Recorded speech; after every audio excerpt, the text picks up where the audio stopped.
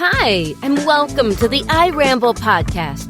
We're an entrepreneur-centric podcast, guiding you with some tried and true strategies from people that have taken their ideas from mental creation to reality. Now they're trying to make it easier for you to succeed in your endeavors. So sit back and listen to these entrepreneurs, builders, and designers share the step-by-step formulation of their business. Don't forget to like, share, and subscribe for new episodes. Enjoy! What the deal with the business is. And you already know that's not a rhetorical question. That's a real question. What the business is. And today the business is a little different. Even though we're not political and we're not really religious in terms of the focus of our podcast, we really get into some social issues, and we try to cover a lot of different bases. So today, I reached out to this gentleman to kind of give us some guidance, because it's a lot of what we're about to as well, giving you some guidance so that the new ones that don't really have the hurdles that we had. So we kind of created some form of a roadmap for you. And if you kind of follow it with some due diligence on your part, then you can really be successful in life. And that's what we're really trying to do. So today the business is really more guidance than anything else too as well, because this gentleman is well-rounded. He's a military vet. He's an author. And he's into sci-fi. And I love sci-fi. So I really wanted to pick his brain about all the kind of guidance that we can really get from entering military service, being an author, and getting into sci-fi and things like that. So I'm not going to do him any disservice. I'm going to let him introduce himself. How you doing today, sir? I'm doing outstanding. And I'm glad to hear that. What's your name? Talk about yourself. Well, my name is Matthew Reed. Okay, man. Where are you from? I'm from Houston, Texas, which is where I was born in 1979. And while I grew up here, I actually spent the best years of my adult life in the U.S. military in two different branches of service, and then working as a Department of Defense contractor for the U.S. intelligence community for over a decade in three different countries. Okay, so you grew up in Texas. How was schooling for you there before you entered the military? Well, it was all right. I have a lot of fond memories from school. I'm going to Tomball Lutheran School in Tomball, Texas. During the summertime, I would spend a lot of time with my grandparents and, my grandmother on my father's side. Made sure I had a little bit of, Catholic schooling to go along with it, a little bit here and there. After I got out of high school, I started off going to college at Stephen F. Austin State University in Nacogdoches, Texas. My major was history. And then I transferred down to the University of St. Thomas in Houston, where I graduated in 2003. And after that, it was on to the U.S. Marine Corps, which I was in for 4 years. Got out for about 10 months or so. And then I went into the Army. And when I went into the Army is where I went into military intelligence, starting out as an interrogator. I've done a couple deployments to Iraq and Afghanistan, then it was contracting after that. Okay, that's fantastic. You said a couple of things that I really love. So I wanted to know initially, what was the difference between the two branches of service? So quite a few, actually. So the Marine Corps' boot camp, as a lot of people know, compared to the other services, the Marine Corps' boot camp's in a class all by itself, such that when you get out of the Marine Corps, if you ever go into any other branch of service, you will not have to do their boot camp or basic training. The Marine Corps is considered by the entire DoD, its boot camp is good for life. You don't get weekends off in Marine Corps boot camp. It's 13 weeks nonstop. When you get there, they treat you like you're going into a prison, strip you naked. They do a lot of things that are just straight up humiliating, but you just got to go through it. Shave your head. I said treat you like you're going into a prison intake. And it's segregated by sex. Very, very, very intense. and a lot rougher. The Marine Corps does a lot of things in their boot camp that other services stopped doing decades ago. So it's a lot more like what you see on Full Metal Jacket, a lot like that. The Marine Corps is on a much, much tighter budget. And in a lot of ways, while it's a really, really hard, intense life, it's also in some ways less of a headache because it is far more administratively efficient than the other branches. The other branches tend to have kind of top-heavy command structures and bureaucracies, whereas the Marine Corps is actually pretty streamlined, all things considered. And one reason being the men who really made the Marine Corps what it is today from World War II were students of the Roman legions and the Roman Empire, and they tried to follow that model as close as possible. So it's a lot more efficient. Things that it took the Army 30 days to do, I saw the Marine Corps do in probably, 30 minutes. So What a lot more. Matt? Yes? What would be, sorry to interrupt you, what would be the reason for the intake orientation, I'm assuming, difference? Is it because the missions that you're going to go on or the things that you're going to do is more labor intensive, more focus driven? Or what would be the difference because how you describe it, I saw some of the movies where, they strip you down and cut your hair and all these different things. Is it really a strategic planning behind that, or more so just trying to get you to understand that, okay, we're taking you back to basics and building you up? So it's kind of both. So the Marine Corps' mentality is a little more baseline. They run their boot camp as if every single male Marine is going to have to fight like an infantryman at some point in time, even though they'll have other MOSs and whatnot. So their mentality is different because they have to run a more efficient operation. And when you're active duty in the Marine Corps, you're supposed to be ready to go anywhere in the world in less than 24 hours. So the tone for the life you're going to have to lead is set the minute you hit the yellow footprints at either San Diego or Parris Island. Okay, so describe to me what was the training like for, because you did both, right? So yes. Even when you went into the Army, I'm not sure whether your rank played a part with where you started, or you had to start back in basic training. So what was a day in the life like when you first got to the boot camp? So, well, I didn't actually go through I did not have to go through Army basic training. I got to go back in. I more or less kept my rank that I had in the Marine Corps. When I went to the Army, they just gave me a new set of uniforms. They said, okay, we're sending you straight to Fort Huachuca. You're going to start the Human Intelligence and Interrogator course. They call it the 35 Mike course at Fort Huachuca. So the Marine Corps, depending on what you were doing for that day. So typical day, drill instructors run in, yelling, just wreaking all kinds of havoc, throwing garbage cans down the center of the squad bay. You've got a matter of seconds to get up and have your bed made. Get dressed for morning PT, come back, and when you shower or you even take a piss, in the Marine Corps, it's all done in groups as a team by the number. So you're showering in basically what they call a rain tree.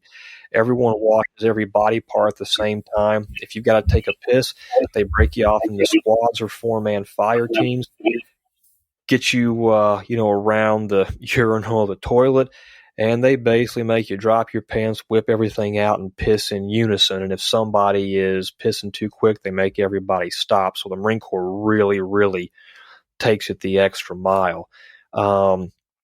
If you were at San Diego, you did a lot of the obstacle courses there, the Slide for Life, Thunderdome, the Pugil Sticks, and you did what they call Edson Range and the Crucible. When I did it in late 2003, early 2004, we did our 2 weeks of marksmanship training at the Edson Range area at Camp Pendleton. And then we did our crucible, which is just 54 hours almost nonstop of hiking, obstacle courses, night fighting, all that. And then came back down to San Diego to do what they call third phase. And of course, when you're not training, they've got you out on what they call the grinder, doing hours and hours of marching and what we call close order drilling. And the Marine Corps is the only service that still drills with rifles, old school style. Any minor infraction could have one of the drill instructors coming up to you, grabbing your M16 and literally slamming it right into your nose or knocking you out of formation. Our drill instructors had a rule: if they came up and, kicked you in the chest and knocked you out of formation or smacked you with your rifle, the deal was, as long as you don't, complain about it, you don't cry about it, you take it like a man and get up. The second you get back in formation, you've got a clean slate and no count against you, and no one ever discusses it again. That was kind of the general mentality. And do you find that was really adhered to in terms of, okay, we're two grown men, you're the drill sergeant, chief, master sergeant, or whoever you are. You grab my weapon because I, sidestepped or did something out of formation. You hit me with the rifle or what have you. Was it easily forgivable where you just got back into the line and knew that was just training and you never really held it against the sergeant other than, talking with your other mates or what have you when you have your downtime? Was it really something like you just said, okay, this is what they're training me. He hit me with that for a reason to get me back in line. So it didn't affect the overall performance later on.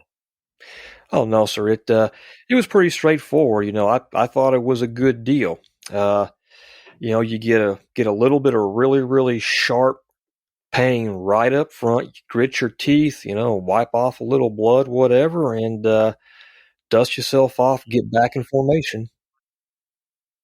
Okay, and then so how long did that go on? For Marine Corps, that was about a little over 13 weeks. After 13 weeks, ready to go. What's next? So after boot camp, you get 10 days of boot leave. Then you fly back to San Diego. You check in at the USO, and they send you to what's called the School of Infantry. If you're an infantry Marine like I was, you have to go through what they call ITB, or Infantry Training Battalion, which is about 8 weeks long. And if you're non-infantry, you've got 3 weeks of training to go through called Marine Combat Training. That's just designed so that the guys who are not infantry, if they ever wind up in an infantry unit, they know at least enough about how things are done so they don't get themselves or anybody else killed. The Marine Corps is the only service that does it like that. And when you go to infantry school, then you get your particular infantry military occupational specialties. 0311 basic rifleman, 0341 mortarman, an 0331, which is a machine gunner, or in my case, I was what they call an 0351 anti-tank assault man, where I learned explosives and demolitions and basically how to blow up armored vehicles and tanks. And that's where I trained on the Javelin missile, which has been made famous by the war in the Ukraine. Okay. So back to those classifications. Was that based on your choice of where you wanted to go into the military? So either way, you had to go into that form of training, but you were being classified at that particular time and point? So when I went in, I just asked, infantry open contract, whatever. When I got to infantry training battalion, to be eligible to be an anti-tank assault man, you had to have what they call a high GT score, and that's the part of the armed services ASVAB test you take when you first you meet with your recruiter, and they take you to the MEP station, and you take that ASVAB test. The GT score kind of measures your general level of intelligence and reasoning capability, making sure you can do math and that you're literate. They don't want morons jacking around with an expensive weapon system or playing with explosives, obviously. So because I had one of the higher GT scores, They were like, hey, you can pick mortarman or anti-tank assault man if you want. And I said, okay, I want to do anti-tank assault man. Check that. And they came back and they said, okay, Private First Class Reed, you're going to be an anti-tank assault man. I mean, it was that simple. Okay, and then just to ask, yeah, I see movies and things like that where there would be a guy who was clowning and joking and things like that till he realized this is serious and we're really here. Were there guys that was able to kind of get out of that frame of mind that this is not serious and now it's serious? I do want to be here and do this. I will straighten up, fly right, and all these other different cliches or what have you. Or was it really just, I'm going to pick the guys who I see from day one, like yourself, who I know your aptitude test was high and this and that. Was it more focused that way, or were the guys that joked and play around really didn't get a chance to ship up and shape right? Well, there weren't too many guys by that time in the Marine Corps. If you're if you're a dirtbag, they've long since gotten rid of you. They have even Marine Corps boot camp has a. Is it that reason. bell ringing time? Say again? Is it that bell ringing time? Well, not quite like that, but we do have a very high, among the services, we have the highest attrition and washout rate in boot camp. You can't just muddle through. If the DIs really think you're a dirt bag, they will get rid of you. So, and by the time you get to infantry school, these are guys that asked to be there. Everybody I trained with at Infantry Training Battalion, we wanted to do a good job. We wanted to learn this. Same thing when you got to the fleet. There was not a lot of tolerance for unprofessional behavior or stupidity. If they thought you were acting like a jackass, pardon my language, they thought you were acting stupid. They could kick you to another unit or kick you over to a regular rifle squad if they thought you lacked the maturity to handle the training they were giving you. But no, we were all pretty serious, pretty focused, pretty professional, trying to do the best job that we could. So at that point, is it a best of the best scenario going on? Well, not necessarily the best of the best, but definitely the guys that are going to go into Marine Corps infantry. If you don't have the right mindset and the right mentality, you're going to have a tough time. It's like I said, not a toleration for any deviation from standard. A lot is expected of you, and especially if you're an NCO, a corporal or a sergeant or a staff sergeant, you are accountable for the morale and the performance of the Marines, the men that are under your charge. And if you are, shall we say, deficient in your duties, then, both the Marine Corps and the Army, when it comes to their active duty units, especially if it's a combat arms unit like tanker, artillery, infantry, whatever, both can be very, very abrupt at removing leaders whose men are underperforming. So is it expected to know situation that, look, you're men, this is what you signed up for, to shape up? Or is there some kind of rule book that you were given so you know that, okay, these aren't acceptable behavior? Leave all your childish things back in high school or what have you? So they make that, Marine Corps, I know they make that very clear from boot camp. After you've been there for a couple, 2 or 3 days, you're worn out, haven't had much sleep. And the Marine Corps does use a lot of sleep deprivation initially to kind of break you down. And they make it very clear to you, as they say, you're not back on the block. They say, gentlemen, your rears, what's belonged to us now. And as long as you're in the Marine Corps, this is how you will behave. These are the customs and courtesies you will observe. And especially when you get to the fleet in the Marine Corps, to an active duty unit in the Army, and especially in the combat arms fields, customs and courtesies and discipline is a lot stricter there than it is anywhere else. You walk by an officer, you will snap a salute, you will yell out good morning or good evening, sir, and you better not forget to do either one of those. Even minor infractions are taken fairly seriously. If you don't go to parade rest for a senior NCO, that's also a pretty big deal. And so by the time you get to your active duty unit, you know what the standards of behavior are, you know how you're supposed to act, and there's very, very little tolerance in either branch of service for someone who, cannot adapt to the military life. This may seem like a strange question, but outsider looking in, are you taught how to salute? Oh, sure.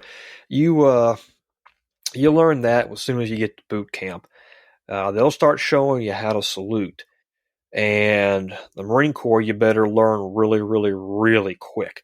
And if there's anything off about your salute, the elbow's not high enough, it looks like you're slacking, oh boy, are you going to be in a lot of pain for a couple hours. You get what they call quarter decking.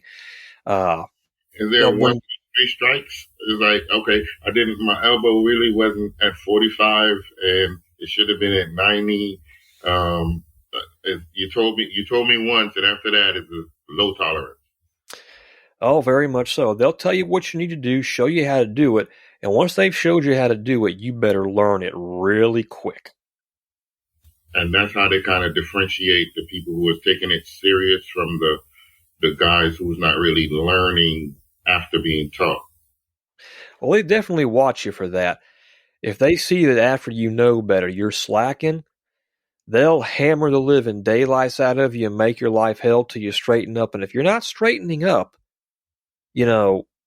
Marine Corps drill instructors, they're not on a quota. They got no problem walking you down to see the series commander and saying, look, this guy just won't shape up. He's a dirt bag. Make him do the sea bag drag and get rid of him. We don't want him in the Marine Corps.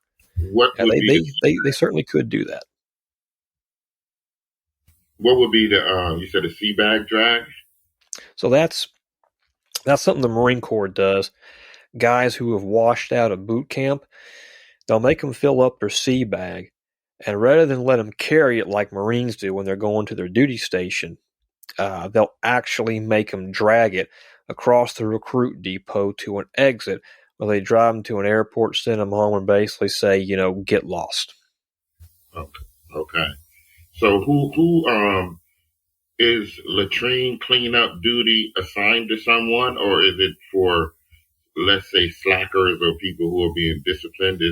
How does that go? Because you see, I'm trying to think of what movie that was or what have you, where a guy was, I think it was Jarhead, and the guy had to go clean up, the feces or burn it or whatever the disposal method is.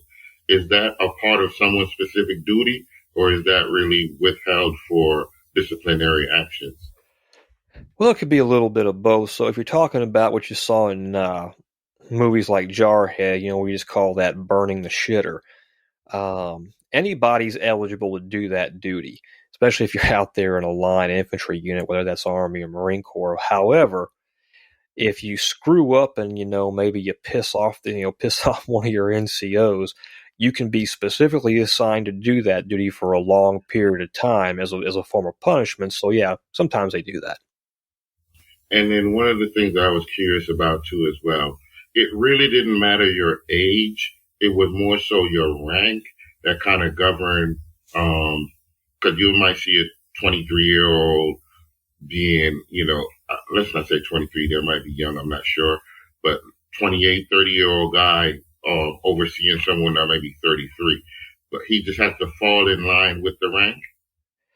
Yes. I mean, that's just how it is. It goes by rank. If someone outranks you and they're above you in the chain of command, they tell you to do something, you do it. I mean, it's that simple. Unless they are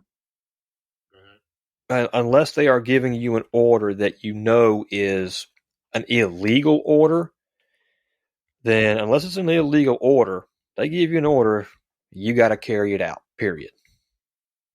And then another thing too as well, Matt, What about permission to speak freely? How does that go?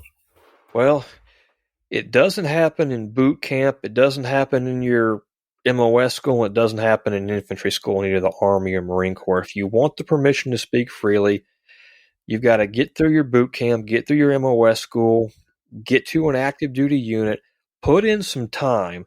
If you're a low ranking guy, let them know you do a good job.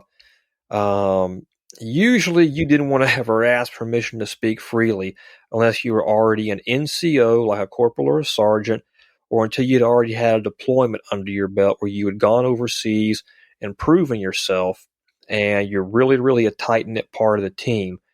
And that's usually only when a small unit is having a sensing session, to hammer out some issue some guys may have with each other. Then you can ask permission to speak freely. But it's not something I advise anyone doing until they've been in for a little while and got some rank on their chest. Okay, so you're out on a mission and things of that nature. You kind of elaborated on it a little bit.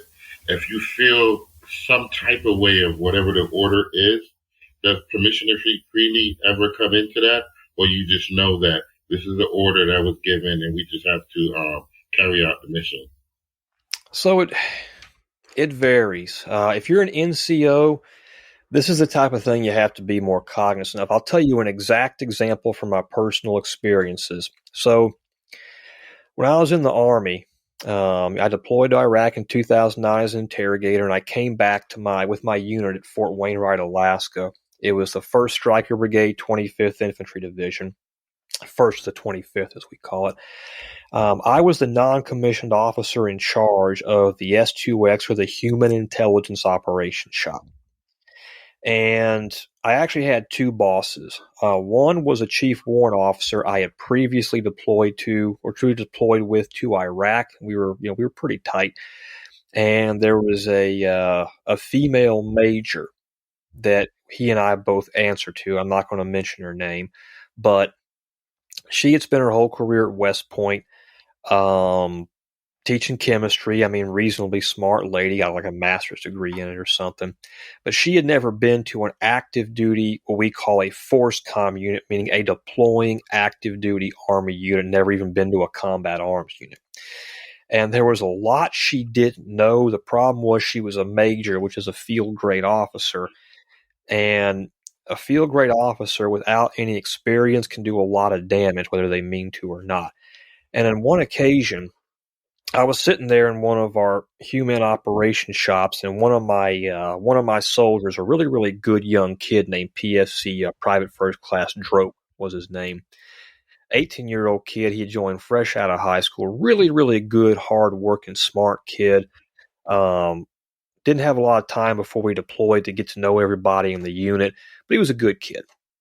And so I was sitting there just looking over some of his work on one of our classified computer systems, and this female major comes in, and she told me to take a bunch of what was reasonably highly classified information at the secret level, and wanted me to give it over to the Afghans who we were working with.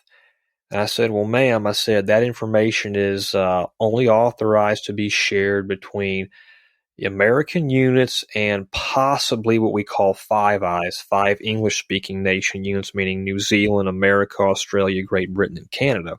I said, ma'am, that is not a legal order. What you are ordering me to do is highly illegal, and it might actually get some people killed. So I said, where is this order coming from?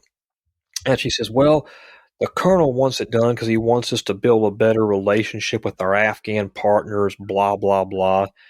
I said, ma'am, that's a heck of a bit of mental gymnastics to go from that to telling me to turn over information we shouldn't be turning over. I said, I'm not going to turn that information over, and neither is PFC Droke. I was like, you need to go get clarification from our commander. If that's what he wants, it's going to have to be in writing, and it's got to be submitted through the proper channels, or you and me are both breaking the law, and we're both going to probably go to jail, so let's not do this.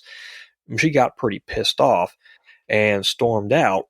And I said, PFC Droke? He says, yes, Sergeant. I said, I want you to type up a sworn statement. Don't send it. Just keep it on your desktop. Don't do anything with it until I tell you to. And I went to another warrant officer I had worked with, kind of told him what happened. I said, hey, that's not a proper order. I said, I am not going to carry that out.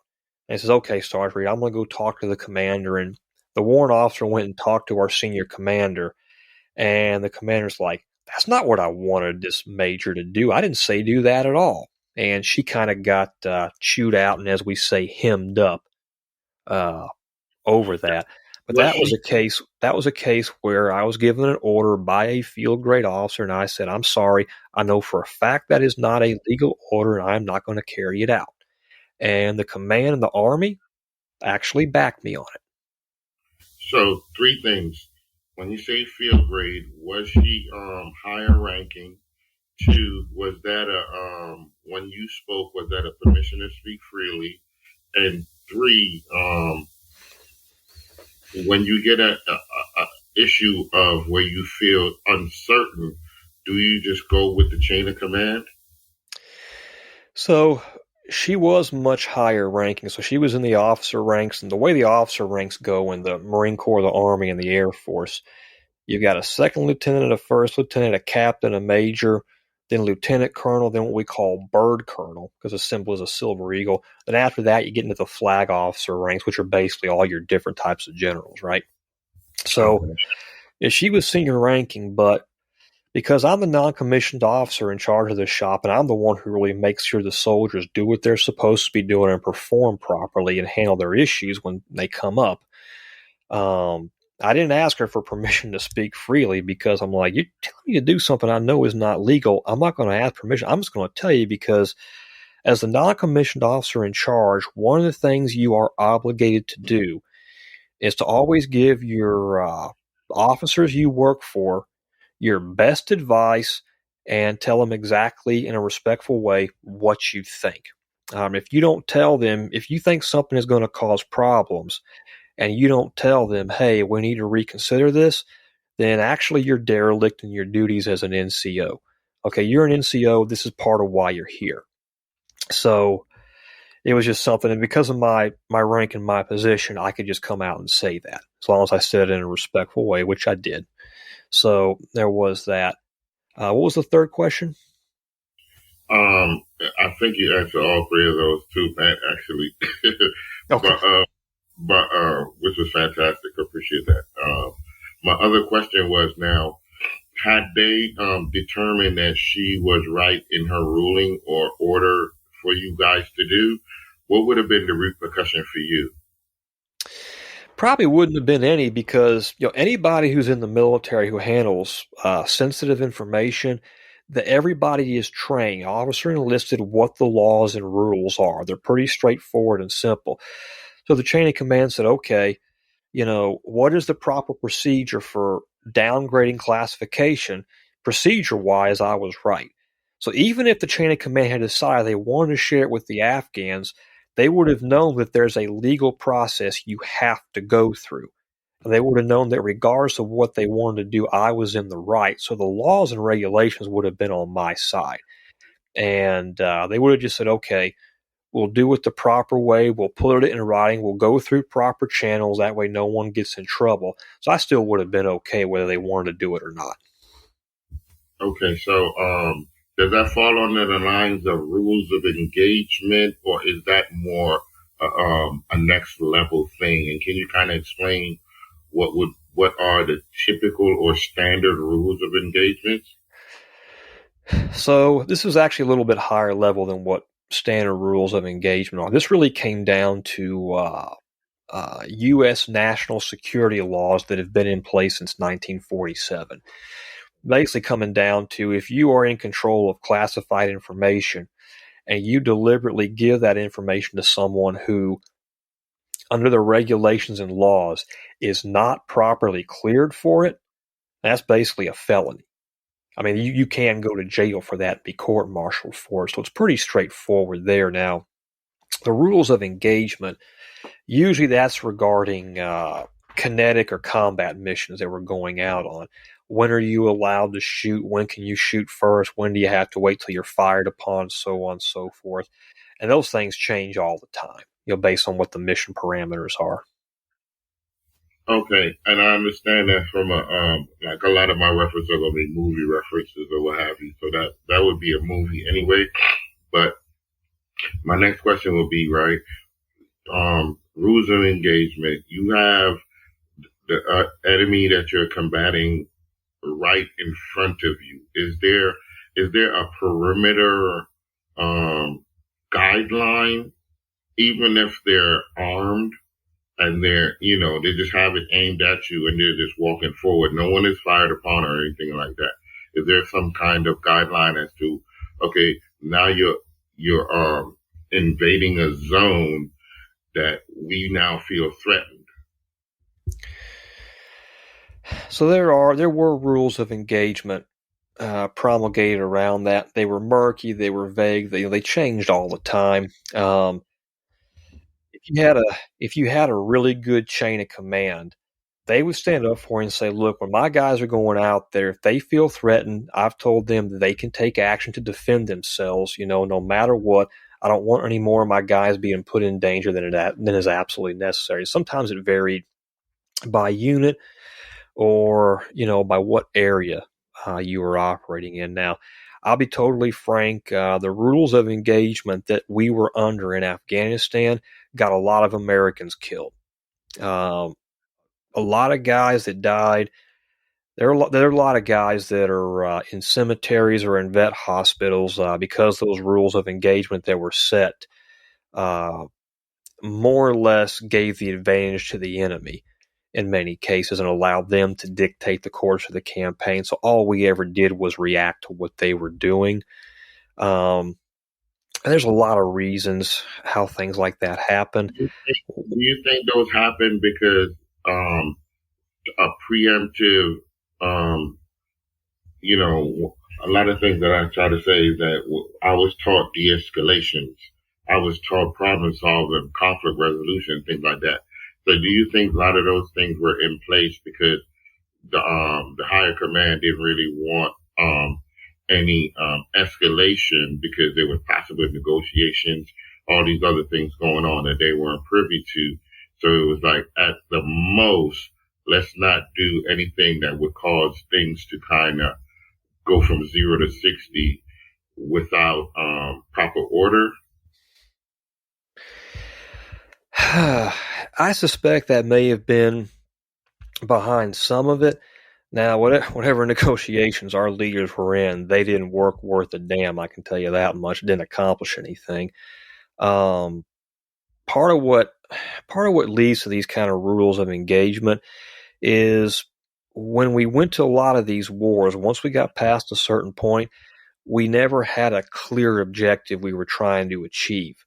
So we know, for example, we go to Afghanistan after 9/11 to get bin Laden. Okay, the initial campaigns carried off right, rapid decisive warfare, lightning war, if you want to call it that. CIA going in with special ops, followed by the Marine Corps in a really, really big hit hard, smash them, get the job done and get ready to get the hell out. What the British used to call butcher and bolt. And then we failed to get bin Laden on a number of separate occasions simply out of the incompetence of many of our senior leaders. Some of the things I learned later on just boggled my mind. We could have screwed it up, but we sort of forget why we're there, and then we say, well, why are we here? Well, let's try to make this place into a democracy. Let's make Afghanistan look like Denmark or Wisconsin. And as that goes on year after year, that every year we've got a different reason for being there. And the best description I use as to how that kind of thing gets screwed up, and this may a little bit off topic, but it may give your listeners some insight they're not getting from the mainstream news sources. So when we go into things like World War II or Desert Storm, we always had a clear objective. And if you ask in World War II, if you ask the president, a senator, an American citizen, a Marine, a pilot, a soldier, or a sailor, what's our objective? They would have said to crush and annihilate the empires of Germany and Japan and secure their unconditional surrender. That was it. Very straightforward. And that's exactly what we did. If you had asked a diplomat, a senator, the president, a citizen, a soldier, a marine, or a sailor in Afghanistan, why are we here? What is our objective? Each one of them would have given you a completely different answer because there was no clear overarching objective. So we kind of had to make up reasons for being there. The best example I use is imagine if you've got a police hostage rescue SWAT team about to go in a house to try to shoot one bad guy and rescue some hostages. Okay. And each member of the SWAT team has a different skill set. Some are shooters, some are, demolition breachers, some are medics, some are snipers. If they've all got the same objective to save the lives of those hostages, extract them from the house, and kill this one guy, okay, you got a pretty good chance of success because they're all focused on the same objective. But imagine if each member of that SWAT team, the sniper, the breacher, the medic, and the shooters, imagine if they all had different objectives. What kind of a disaster would that turn into when they kick in the door and the shooting starts? And the answer is an absolute catastrophe.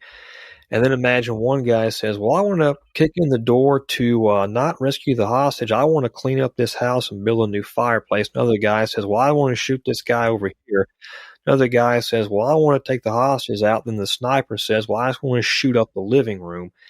I mean, that's kind of what Afghanistan was like for us at the strategic level, because what I saw as I was in the Army and then in the intelligence community, every government agency, every branch of the military in Afghanistan were all pursuing different objectives, some of which were diametrically opposed to one another.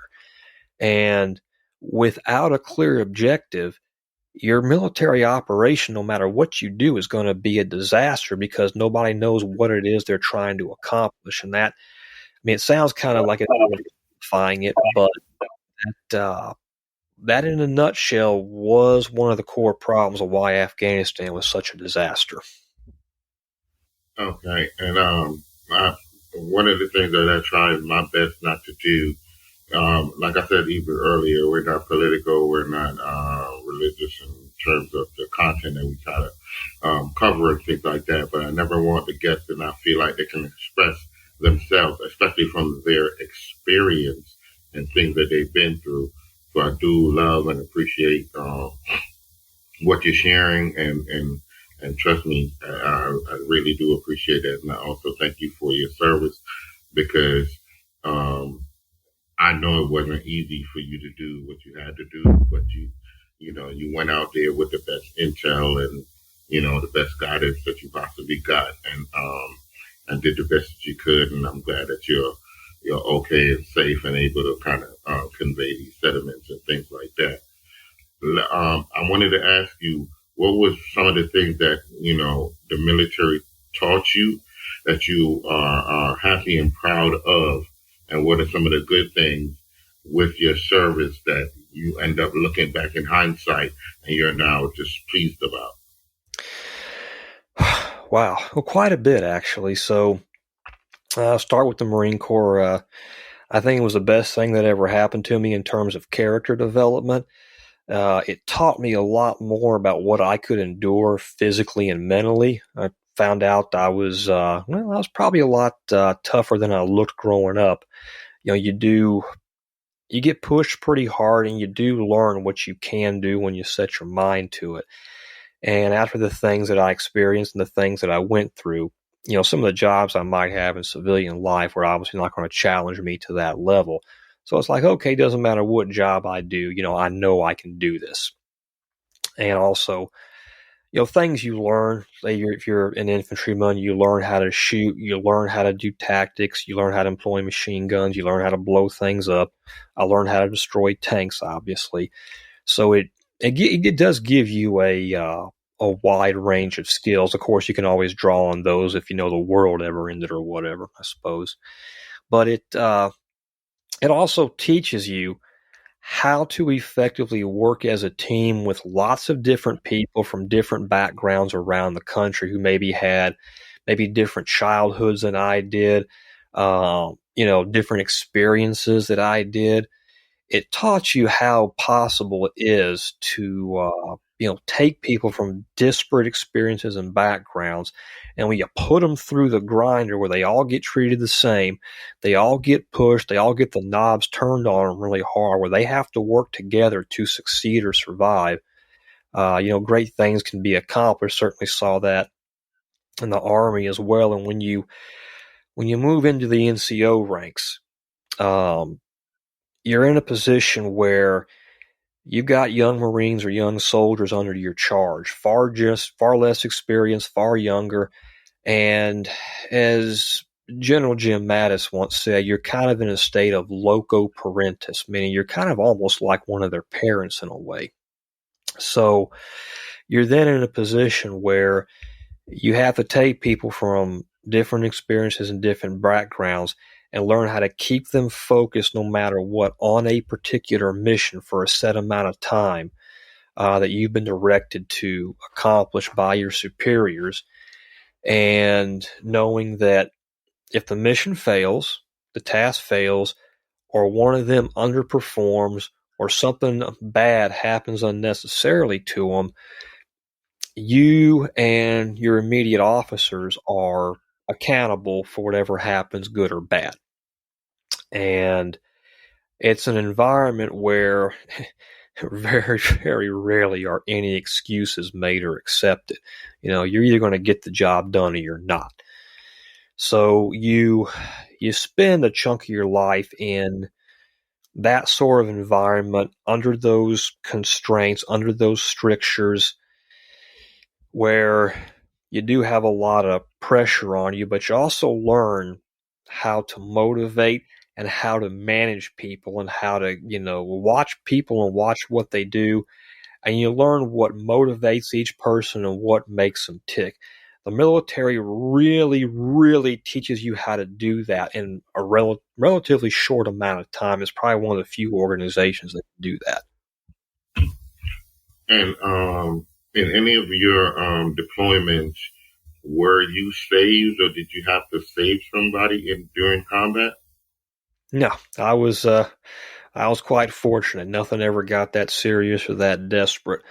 There were times when, had I been standing in the wrong place at the wrong time at a place like Fob Warhorse in Diyala Province or Fob Mossamgar, if I had been standing at different places, I might have gotten hit by rockets. But I don't know. Always seem to be able to avoid those. I'm kind of being like, man, it's a good thing I didn't stop and linger there another minute. That sucker would have landed right on top of me. Well, guess I'm going back to work. And then let me ask you, Matt, when you're in the midst of those things, what is actually, going through your mind? Well, I know you're trying to accomplish a mission, a goal, or what have you. But when it gets thick and gets heavy, like, how do you now, looking back, think that you compartmentalize what was going on? So, the way military training is done, it's teaching you how to focus on one task to the exclusion of others and compartmentalize your thoughts, especially with the Army and the Marine Corps. That's something that's actually kind of ingeniously baked into the whole training pipeline, because I know you have to be able to do that. So when you're out there and you've actually got real operations going on, what you just think to yourself is, let's say you're in intelligence like I was, and everything from running human intelligence sources to interrogation is critical. You have to think to yourself, okay, if I don't do my job to the best of my ability, okay, and if I'm not willing to do that and push myself, there are other soldiers out there who are going to get killed or get their legs blown off or be crippled for life. And if I was one of them in their position, I want to know that I'm doing my job correct. So you focus on things like that. You keep that in the back of your mind. I mean, it does stress you a little bit, but it's a realistic way to look at it. If I don't If I don't do this interrogation to the best of my ability, if I don't get the information that my commanders need, then one of my fellow soldiers, Sergeant Smith, Private Snuffy, whoever, isn't going to know where that IED is. And then, they step in the wrong place and get their legs blown off, or their striker vehicle gets hit in a rocket attack or a ambush. So that's what you keep in the back of your mind to try to stay focused and, keep everything else pushed aside. Whatever your personal opinions and feelings are, whatever your fears are, that stuff's got to take a back seat. You just keep that in the back of your mind. That's how you stay focused. I appreciate that. That was very vivid with how you explained that too. So, my next question would be now, Matt. You've been in war, combat, training, all of these heavy things. How do you get into sci-fi? Oh, well, heck of a story there. So, in college, I messed around a little bit with writing. I just wanted to try it, and I found I actually, enjoyed it immensely. And I had some books that I'd written, my last few months in the Marine Corps, manuscripts that I had. And well over a year ago, when I had come back to the States for a few months before going back to the Balkans, I got a bunch of these books published. And the science fiction novel that I wrote is called The Time Killers. And there's a lot of things that motivated me to write that book.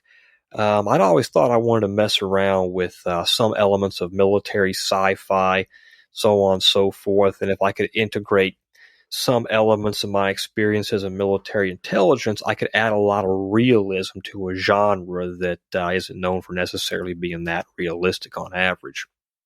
So what I did with The Time Killers, the book basically starts out in the aftermath of a future war between the U.S. and China, which has a devastating aftermath. And long story short, at the start of The Time Killers, a group of soldiers and scientists who are running what we in the intelligence community used to call deep black programs. They're running these classified weapons programs out of Kirtland Air Force Base in New Mexico. And they've got a recovered alien spacecraft and a live extraterrestrial who flew the craft. And by reverse engineering his craft, they've actually figured out how to go back in time.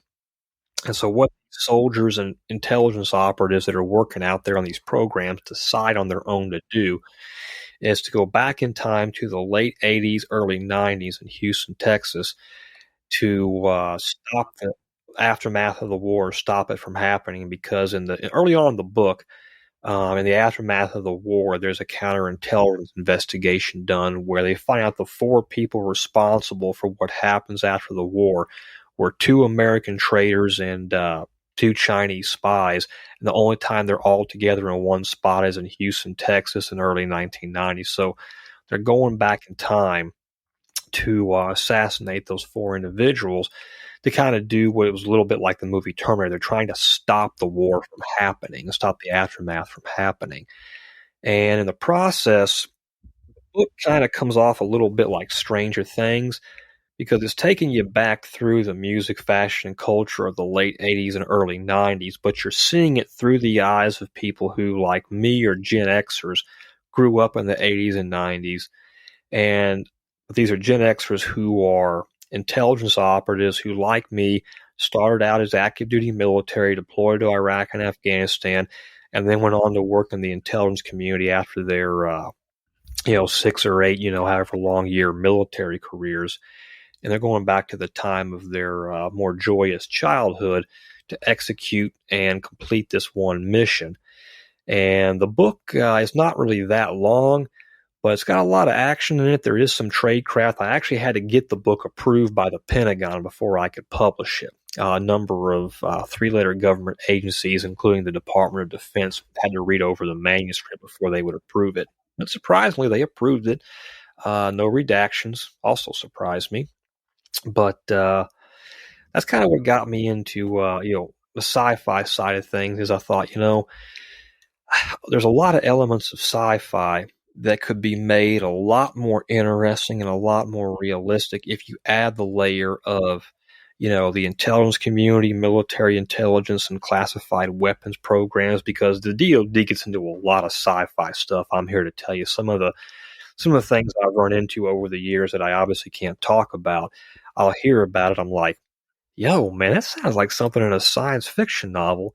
And they'll be like, well, Mr. Reed, here's how it works. It does this, this, and this. And I'm kind of like, well, son of a gun, boy, no one would ever believe this if they heard it. But I wanted to write something sci-fi that added that element to it, that was done in such a way that it gives the reader kind of a window into how we do certain things, how we set up front companies overseas to support our, black operatives or the guys who do black ops, because there's always support networks in those countries supporting those guys so they can do the job without getting caught, more or less. And also, take them back through the late 80s, early 90s. Pretty good time. I have fond memories of that time. But I wanted to do it in a way that also doesn't just thrill the reader, but it kind of gives them a window into kind of that forbidden area of, okay, how does U.S. intelligence set these things up that we hear about on TV? I was able to give the reader enough of a window to where they can actually learn something. That's great stuff, man, because sci-fi is one of my favorite genres of movies. And I just love the fact that, those futuristic thinking and thoughts and things like that can be kind of visually be represented in the movie. So let me ask you two things now. Do you believe in time travel, and do you believe in extraterrestrials? Let's see. Time travel, I really don't know about. I hear it. I mean, I've read some scientific papers that describe how it possibly could be done. As for aliens, shoot, how can I say this? There's a lot of things I know around that topic of that and UFOs that I can't discuss, and I would be sworn to secrecy on. Would I be willing to bet money that we're not alone in the galaxy? I think I probably would. And that's not based on, like you said, that's things we can't really get into and discuss. That's no problem.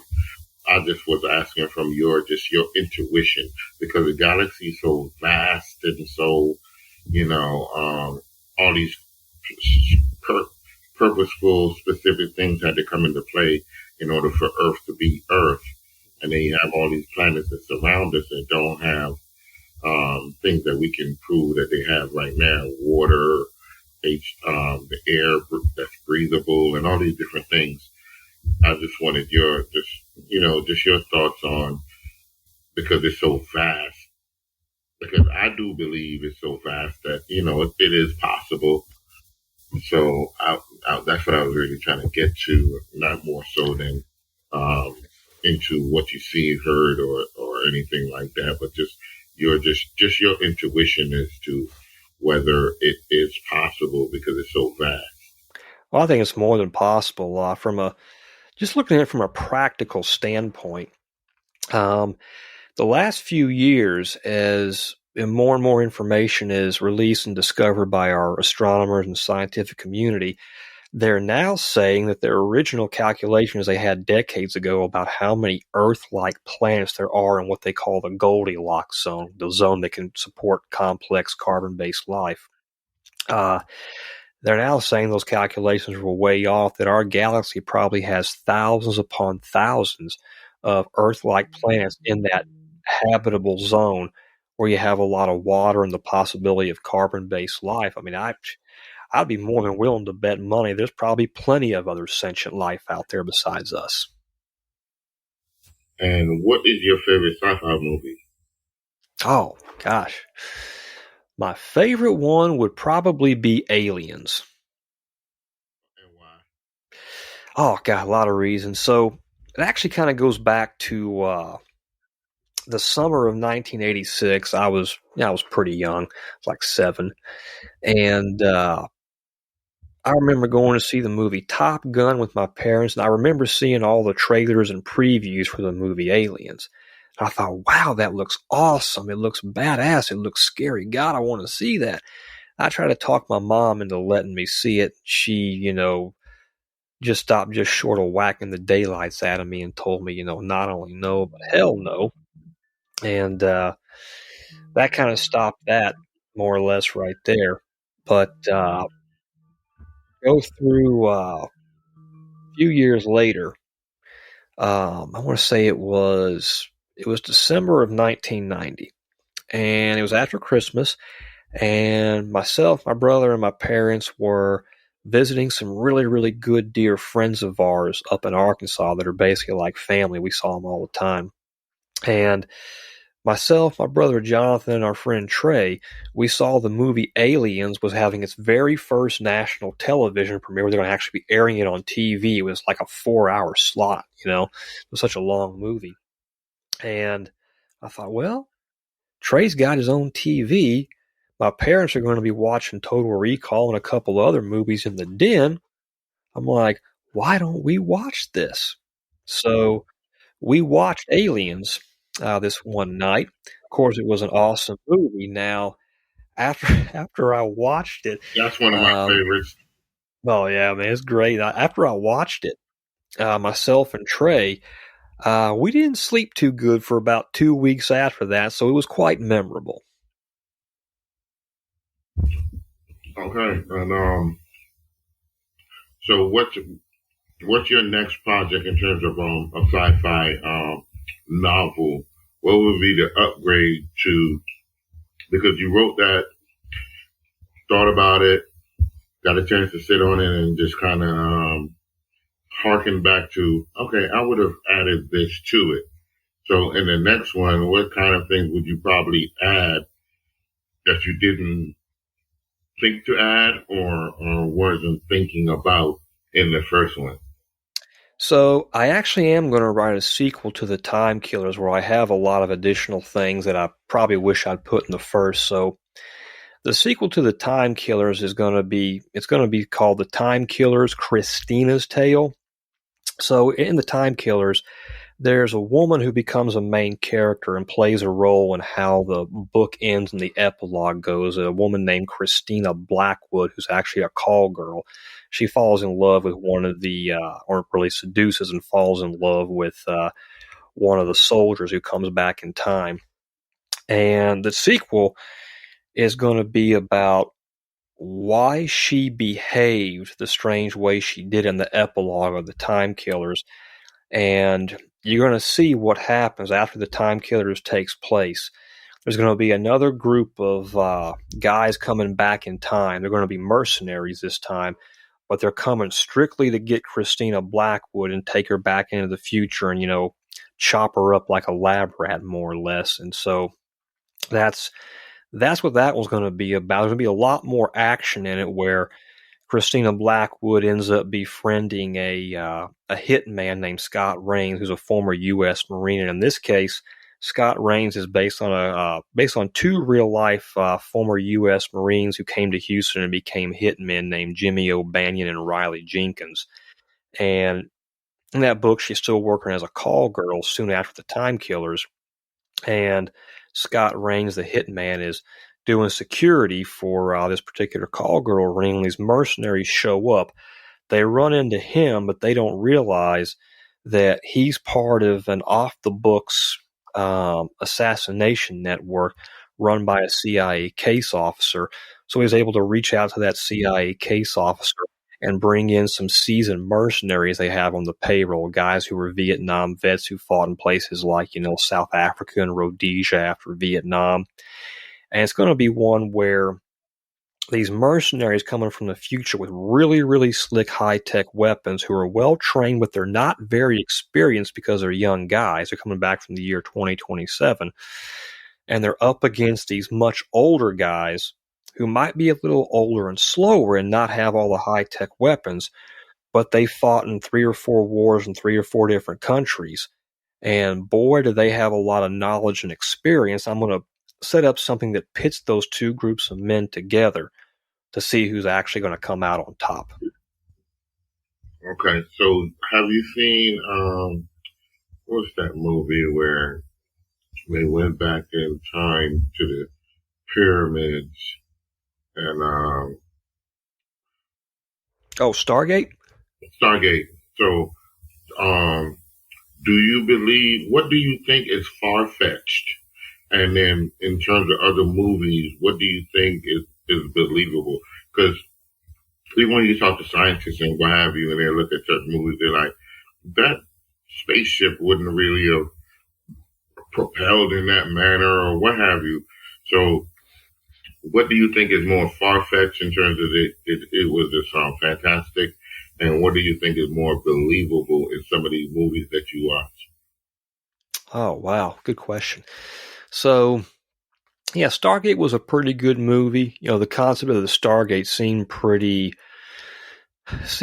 cool. And the question I always had is, for something that can open up a gateway to, the other side of the universe, the other side of the galaxy, I'd be curious to know what the power source is. It must be pretty incredible. And whatever it was pretty small.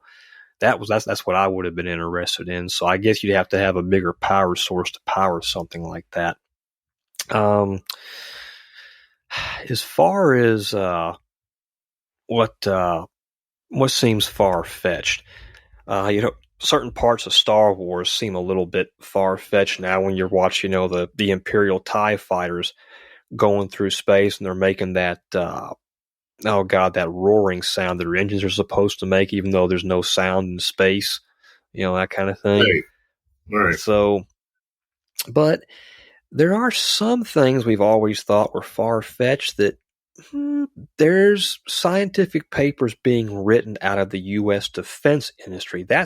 If you want to look for making sci-fi possible, look at defense industry publications that are being put out open source on the internet. I would look at defense industry sites like the drive.com and look at their defense reporting sector. And some of the things they've put out on the internet and open source, these are like open source papers. I'm just like, whoa. A good example. I was watching a physicist named Travis Taylor, who's on shows like, The Secret of Skinwalker Ranch. Well, Travis Taylor spent most of his life working for the Army and the Department of Defense on space and weapons projects. He's a really fascinating guy, but he and guys like Michio Kaku will look at scientific or science fiction concepts like warp drive or how UFOs supposedly pull all their crazy, insane maneuvers. And Travis Taylor pointed out that there had been open source papers published that said that if you built a craft in either a delta triangle shape or perhaps a saucer shape, and you made the skin and you layered it between metals that are superconductors and metals that are semiconductors alternating, and you had a really good power source, you probably have to have like a small nuclear reactor that put a lot of power and energy into the skin, as long as the metal was layered between superconductors and semiconductors, alternating back and forth, that it might be possible for that craft to, and I'm quoting here, alter the space-time metric. And Travis Taylor actually talked about that on The Secret of Skinwalker Ranch. I liked watching on the History Channel. But that would theoretically account for a lot of the crazy maneuvers they say some of these UFOs are pulling. So if you and your viewers want to get on top of a lot of this stuff, looking at mainstream news isn't going to do it, but research various defense industry publications like the drive.com and look at the open source papers that a lot of prominent scientists that work for the DoD sometimes publish. There is some really, really fascinating stuff in there that a lot of people are missing. So would that get into the wormholes and things like that? Oh, sure it would. In fact, if you look at any of the, it's now open source declassified information that was put out by, they call it ATIP. It was the Pentagon's so-called UFO program. It was run by an Army counterintelligence agent named Lou Elizondo. But some of the things that they commissioned scientific studies on, along with the Defense Intelligence Agency, they looked at things like time distortion, space-time metric altering wormholes were something that the DIA and the Army have actually investigated over the years. In fact, if I'm not mistaken, one of the men who was involved in a lot of that over the years, he was an Army intelligence officer, an Army colonel named John Alexander, and he worked for an organization called the Department of Advanced Theoretical Physics. You got to love these names they come up with. They can't just call it the Paranormal Department. They call it the Department of Advanced Theoretical Physics. And if I'm not mistaken, he ran that organization for a long time. And they looked into things like psychic espionage, wormholes, and so the government, the DoD, has investigated those kind of things. And so when people say, "Oh, that's just BS sci-fi," well, I know how the intelligence community and the DoD work, and they don't continually investigate things like that if it's all just science fiction. No, they've seen something that convinces them that this is something they should look at. Do you get into simulation theory and things of that nature? Oh no, definitely not in my books. I don't quite go that deep. Okay, so let me ask you, why are we here? What would you figure the purpose of us are? Oh wow, heck of a good question. It's I guess you can say it's like Guy Pearce said in the movie Alien Covenant. He says it's the question of the ages. And what's your gut feeling? What's your principle that governs you? What do govern Matthew Reed? So my personal feeling, and I may be right on this thing and I may be totally wrong, but I sometimes feel we're on this planet, we're on this world to make the best choices possible, take advantage of the gift of free will that I feel our Creator has given us, and just accomplish the most that we can in the shortest amount of time that we have here on this earth. That's the best way I can state my feelings about it. No, that was perfect because we have no idea why we're here. There's no overall consensus anywhere. So we're all just really kind of growing and exploring and going off the best information that we have and trying to put it together. So that was kind of right on time with that answer.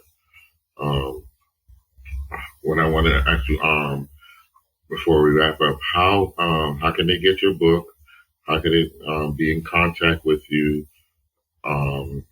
What's your social media and things of that nature, Matt? Well, pretty simple. So they want to find, I've actually written 6 different books. The Time Killers is just the one that's kind of sci-fi. But the Time Killers is actually part of the other books and kind of describe any of them, or? Oh, sure. Yeah. So the Time Killers, while it's science fiction, it's also part of a wider series called the Houston Thriller series. So I have a much bigger book that's about 509 pages that's actually free on Kindle and Kindle Unlimited right now on Amazon. It will be until about Sunday, little promotion I'm doing. But In the Death of Night 2.0 is what it's called. And what it's about a retired CIA case officer, CIA paramilitary officer named Bill Carpenter, who manipulates and leverages Russian organized crime into killing off foreign terrorists inside Houston. And the way he does that is he runs a private security firm called Mercury Securities, and he has a contract to sweep for listening devices in all the local, state, and federal law enforcement agencies in Houston, the Houston Police, FBI, Immigration, all that. And he plants the bugs he's supposed to be looking for. And so he knows everything the cops and the feds are doing, and he tells the Russian mob, I can tell you if, when, how, why, and where the cops and the feds are going to move on you way in advance on one condition. I had all this surveillance data on known or suspected foreign terrorists who were percolating into Houston to target our oil and gas refining infrastructure. And he says, you just have your hitmen and your mercenaries, guys you have on your payroll, knock off and assassinate these terrorists, and I'll keep the information on the cops and the feds coming. You can avoid their operations. Everybody goes home happy, kind of thing. And then I have a short story collection that's it's a series of short stories that are both, action and techno thrillers, kind of Tom Clancy, Frederick Forsyth style. They're called The Jackals of Babylon 2020. And you'll find all this on my Amazon author page. So if you go into Amazon, just type in, for example, The Time Killers by Matthew Reed. It'll pull that book and some of my other books up, and you'll see my name on the bottom to the left. Just click on my picture or my name that it'll have there off to the left on Amazon.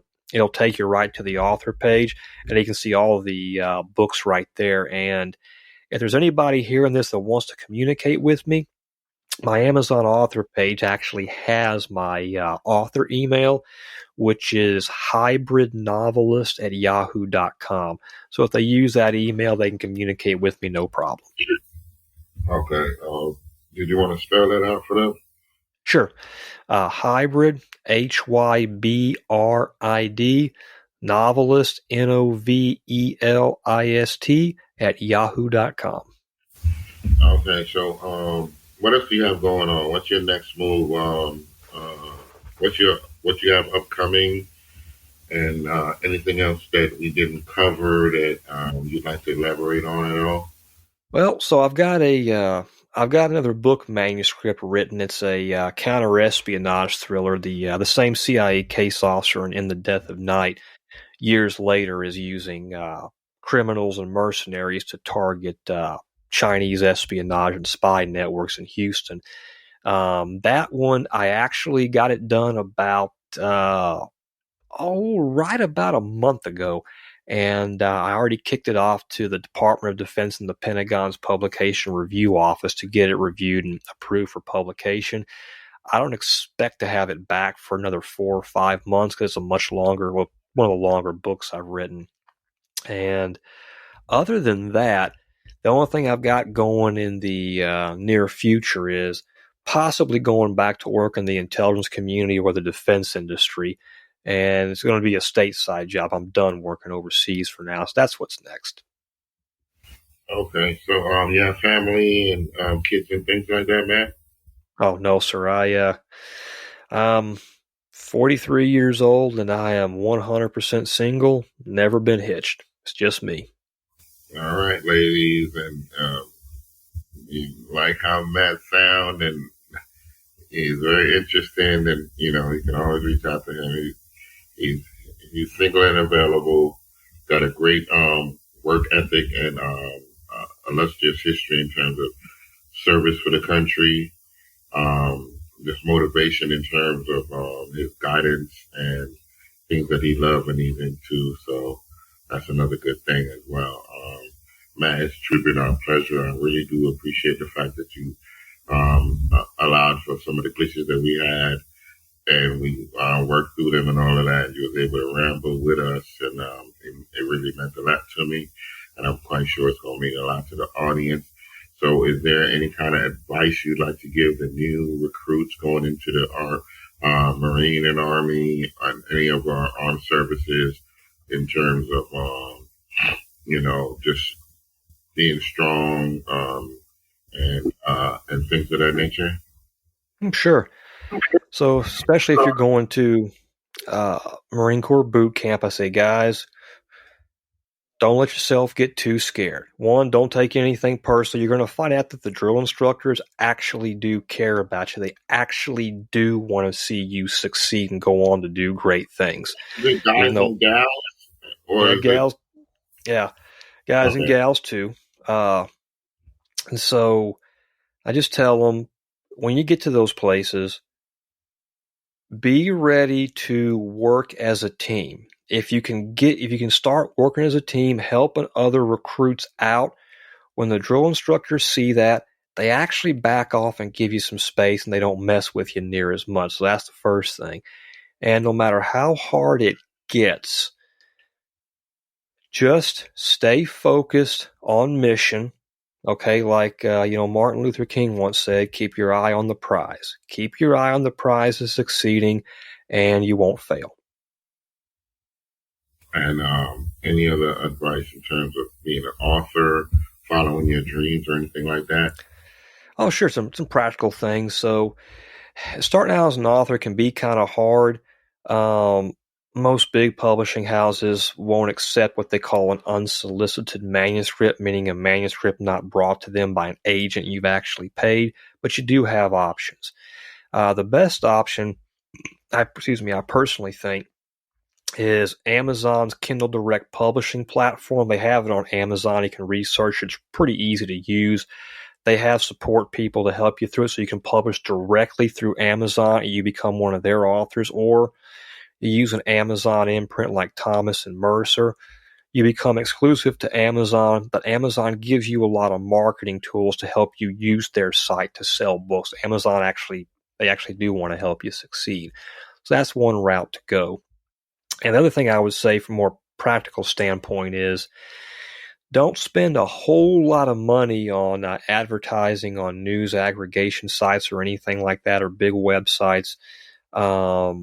It's hard to sell books that way, and definitely don't do any advertising until you've got a decent amount of 5-star reviews. Otherwise, you'll just end up blowing all your money. That's the best piece of practical advice I can offer. Okay. And I do appreciate that too, because what we try to do is try to give the new ones some advice on how to be successful. And like I said, just not bump their heads or have to go through all the hurdles that we had to go through. We try to just lead them, give them a easier path. So it's just like going through any kind of terrain or anything like that. We gonna hone it out. We gonna lay some tracks for you. So just trying to make it easier for you to kind of traverse the terrain. So we really do appreciate the fact that you took the time to impart those guidance. And once again, we thank you for your service. We thank you for being a good man. And we thank you for the fact that you're just being positive and you're staying strong in all that you're doing. So I really do appreciate that, man. Thank you, sir. It was my pleasure. Thank you so much for having me on. Thanks for listening to today's Ramble. Please like, share, and subscribe for new episodes of the iRamble podcast. Also, check out iRamble.com for more guest content.